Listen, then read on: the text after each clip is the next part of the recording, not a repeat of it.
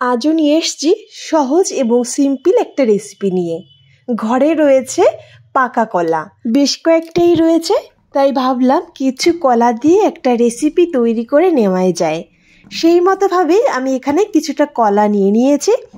কলাটা ছাড়িয়ে একটা পাত্রে নিয়ে নিলাম। কলাটা এইরকম ঠিক বেশি পেকে গেলে যে কোনো কিছু তৈরি করলে কিন্তু খুবই ভালো হয়।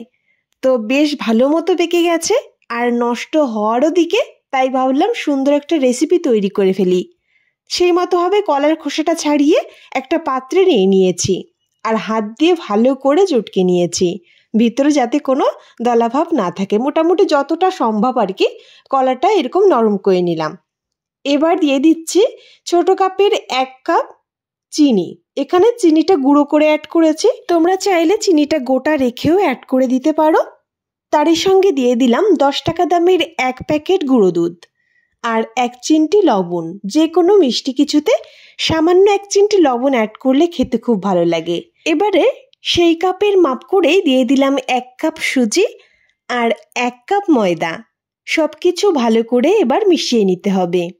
হাত দিয়ে সব কিছু ভালো করে মিশিয়ে নেবার পর দেখতে পারবে বেশ একটা সফট ব্যাটারের মতো তৈরি হবে। এখানে আমি আর কিছুই অ্যাড করব না। তো দেখো বন্ধুরা, ভালো করে মিশিয়ে নেবার পর ঠিক এইরকম ঘনত্ব তৈরি হয়েছে। এখানে লিকুইড দুধও অ্যাড করিনি আর কোনো জলও অ্যাড করিনি। ভালো করে মিশিয়ে নিয়ে 1 চিমটি দিয়ে দিলাম বেকিং সোডা। আবারও ভালো করে মিশিয়ে নিলাম। ভালো করে মিশিয়ে এবার ঢেকে রেখে দেব 15 মিনিটের জন্য। 15 মিনিট পর ঢাকাটা তুলে নিয়ে আমরা কিন্তু পিঠেটা তৈরি করে নেব। আরও একবার হাত দিয়ে ভালো করে মিশিয়ে নিতে হবে। ব্যাটারটা কিন্তু কিছু সময় ঢেকে রাখার কারণে বেশ সফট হয়ে যায়, যেহেতু সুজি দিয়েছি আর সুজিটাও বেশ ফুলে যায়। তো হাত দিয়ে দেখে নিলাম ঠিক এরকম শেপ আসছে কিনা। এবার কড়াইতে কিছুটা রিফাইন তেল বসিয়ে দিয়েছি। তেলটা যখন বেশ গরম হয়ে গেছে এক এক করে এরকম বড়ার শেপে দিয়ে দিচ্ছি। চাইলে তোমরা ছোট বড় যে কোনো শেপ কিন্তু দিতে পারো। তো আমি এরকম মিডিয়াম সাইজের বড়ার শেপ দিয়ে দিলাম।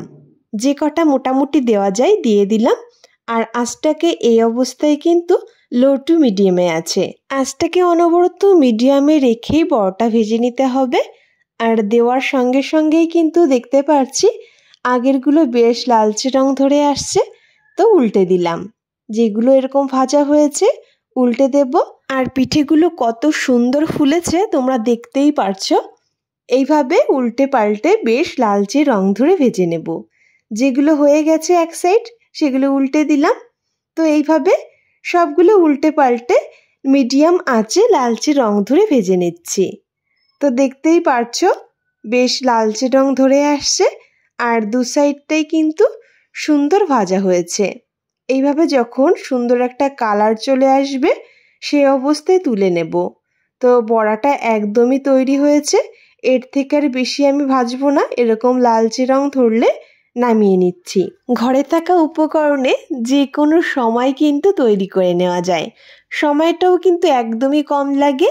বাড়িতে যদি এরকম কলা পড়ে থাকে ঝটপট এরকম সুস্বাদু একটা পিঠে কিন্তু তৈরি করে সার্ভ করাই যায়।